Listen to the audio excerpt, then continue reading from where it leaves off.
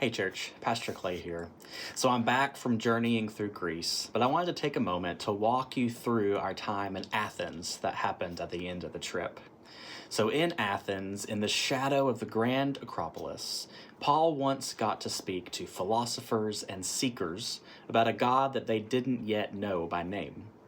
Athens invites us to think about all the ways people still search for God today and about the God who has already come searching for us. In our time in Athens, we started off the day driving through the modern city to see the sights from antiquity and the sights of modernity. And then we got to take the chance to climb toward the Acropolis, to see the Parthenon and all the splendor of this ancient Athens that existed in the high city. Now, just below the Acropolis, we come to Mars Hill, a rocky outcrop where leaders once met to discuss new ideas and important matters. In Paul's day, this was a place where the city's thinkers would listen, question, and even sometimes mock. Paul arrived at this place, perfectly positioned between the polytheistic representation of all the Greek gods that were up on the Acropolis and the philosophical representations in the valley below, in the places of learning and places of seeking. Acts 17 tells the story, for Paul has seen a city full of idols, and he reasons in the synagogue and the marketplace until some philosophers bring him up to Mars Hill. He begins by noticing their altar marked to an unknown God. You see, during a plague that swept through Athens hundreds of years before Paul came there, the people, at the behest of a poet, created this altar to an unknown God to pray for healing and deliverance from the plague before them. Paul noticed this altar that had been long forgotten about and nearly removed from existence by the elements. And then he says to them, "What therefore you worship as unknown, this I proclaim to you.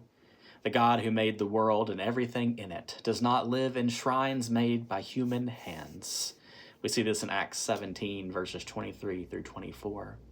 And then he adds this beautiful line, so that they would search for God and perhaps grapple for him and find him, though indeed he is not far from each one of us. For in him we live and move and have our being.